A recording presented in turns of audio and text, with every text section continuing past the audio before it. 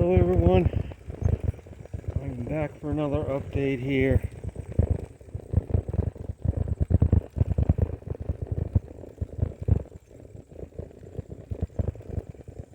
As I continue on my long distance bike tour of the U.S.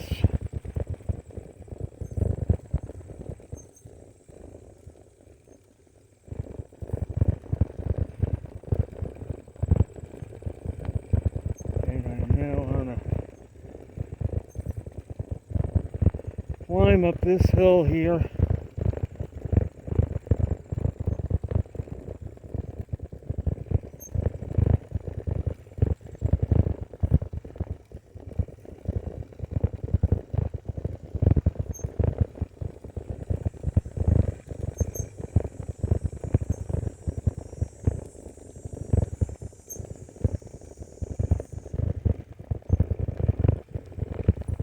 So yesterday I rode the US 35 bike route from the campground Sleeping Bear Dunes to Traverse City State Park.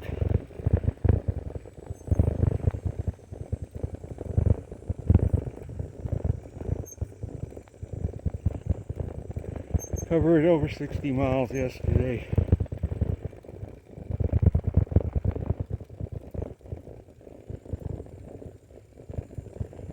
Today I deviated off the 35 that follows US 31. I took the adventure cycling route instead, which I'm on now. It is a lot quieter, but it is hillier.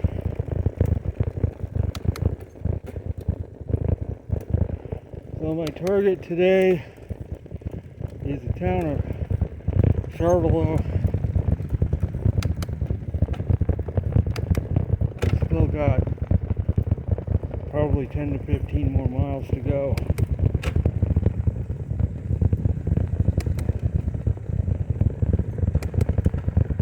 As I've been buffeted by a headwind for the last several hours.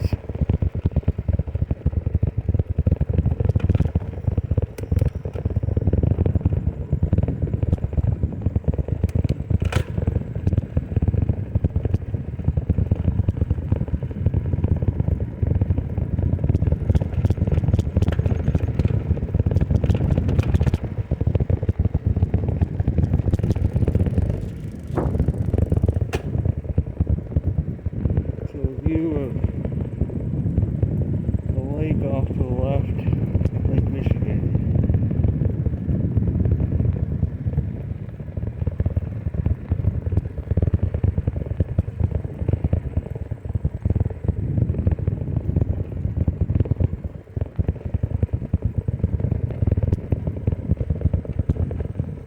And then tomorrow my target is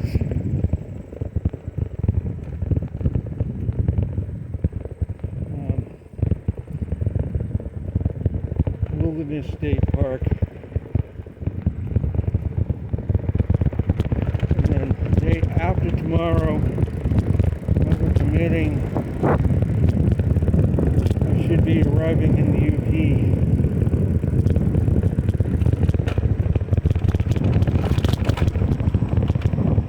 There is some rain in the forecast after tomorrow.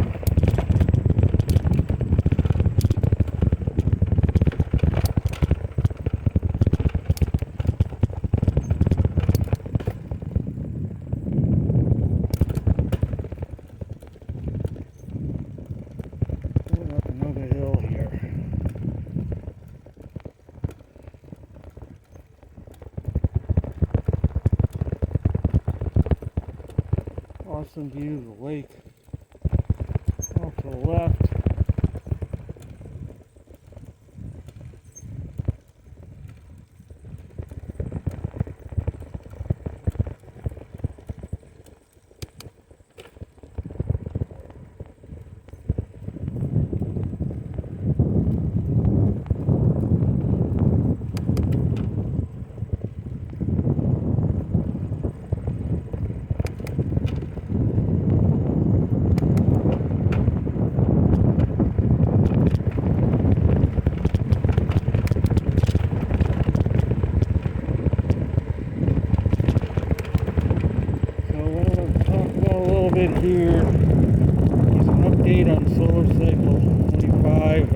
had a spike in activity recently. I did observe the aurora borealis the night before last in Michigan.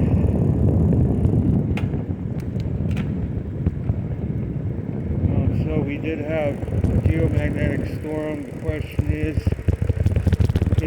how is that going to affect the weather patterns on Earth? Will it have any impact on the tropical weather season?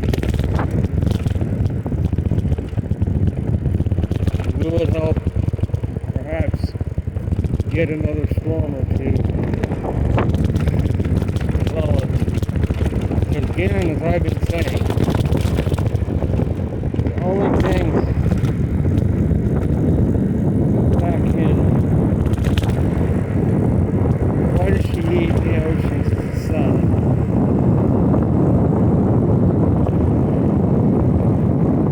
What the sun does is crucial to whether we're going to get any storms this year or not. How many? Because as I said, I feel that the threshold has been crossed where we're not going to get any significant storm activity due to man's activities and manipulating the weather the last decade or so. And only the sun can replenish that heat. We are in the max right now, and according to spaceweather.com, the month of July had the most sunspot count, the highest since solar cycle 23.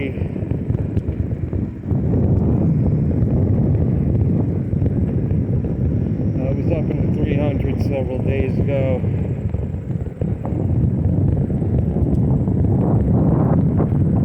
I've had some geomagnetic again storming lately, so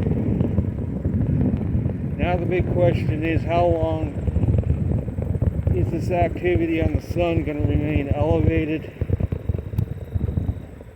Is this just a spike, or is this going to go on for a while?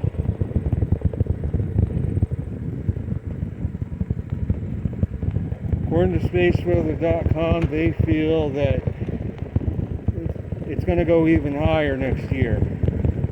Personally, I do not agree with that, because both hemispheres at the same time are going. Previous cycles, usually it was one and then the other. Usually the northern and then the southern 2 years later.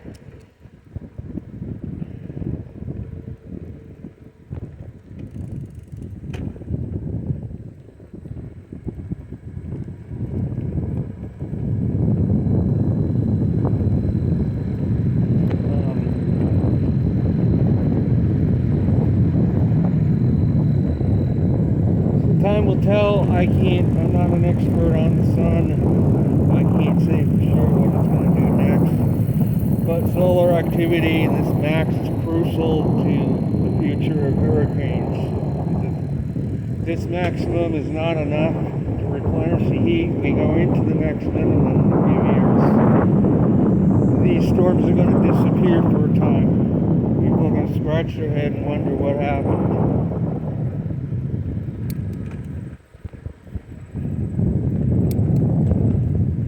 I feel they're on the verge of disappearing now. Without intervention from man, they would already have disappeared.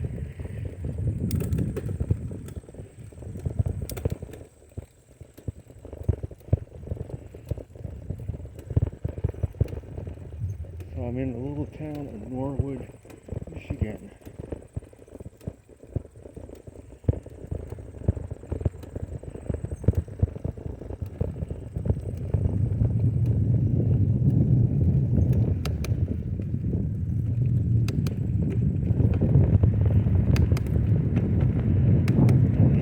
Cycling route has me taking the right of this stop sign.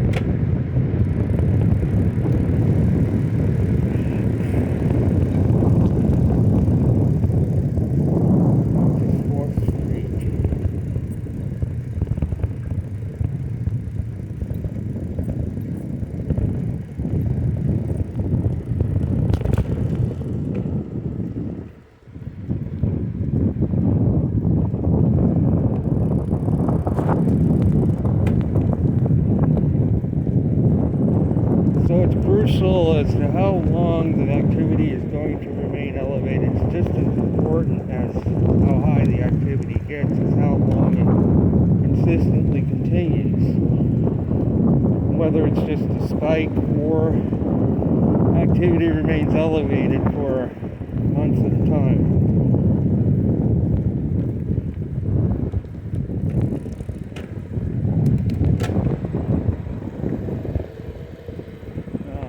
That remains to be seen.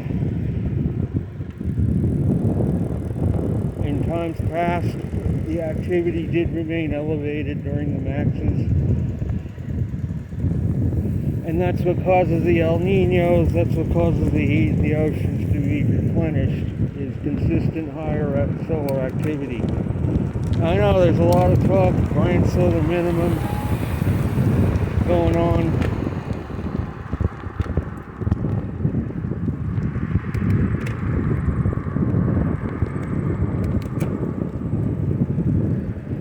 We need 2 or more consecutive week cycles to call it a grand minimum. If this cycle turns out to be normal or above normal, and the activity remains elevated for consistently,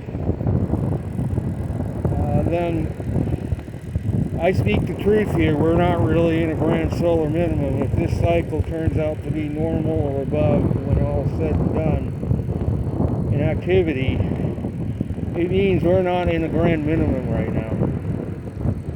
Meaning all the cooling they've been talking about and all that talk is not really going to play out.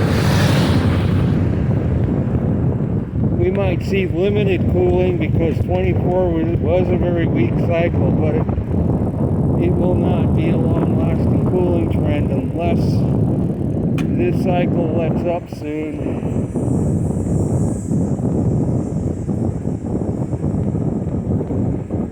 If this continues, the 200 plus sunspots consistently, and we keep getting geomagnetic storming for 2 more years straight before we go to the next minimum, then we can't really say we're entering a grand solar minimum, because we need, again, 2 or more, even more than 2 really, consecutive week maximums. So far we've had 1. But if this cycle turns out to be like 1980, it's just going to be a repeat of cycle 20, and we're going to go back into a warming trend again, like what happened in the 80s after the 70s. And I know this, it won't be caused by man, it will be the sun. However, if the cycle shuts down next year, activity starts to get really quiet, and we start sinking toward the next minimum, and this recent activity was just a spike,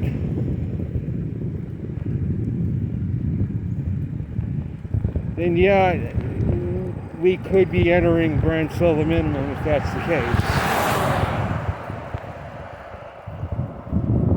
But I speak facts. I look at the data as it really appears. I don't take sides. I look at what's really going on. Draw my own conclusions.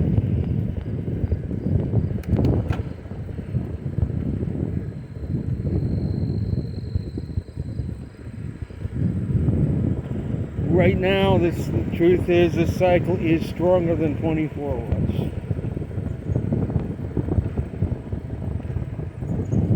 I really did not see any auroras during cycle 24, even living in Maine at the time.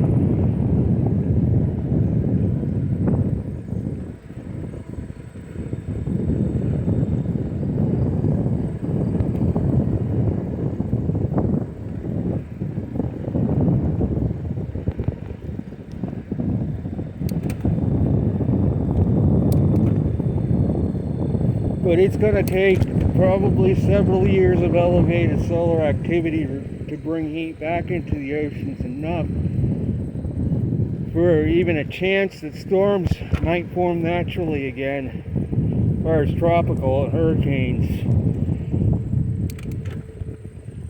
And if man continues messing with it, it may take longer than that, because they're stealing heat out of the oceans, taking it out, the heat content that naturally would not have otherwise been taken out of there, out of the water.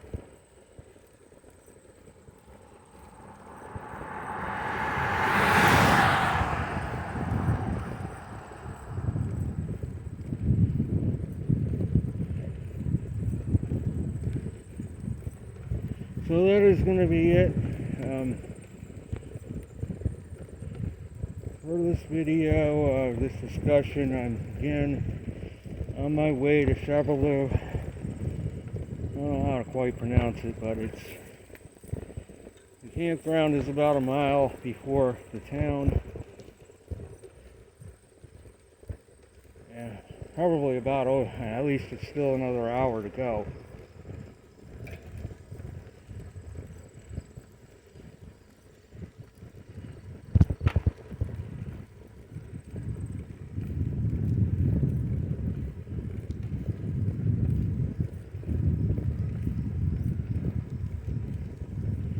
I did see some land way across the other side of Lake Michigan. I gotta look to see what that was. I'm not sure if it was the tip of the Door Peninsula in Wisconsin or part of the UP. I gotta look on the map and see. Or an island, or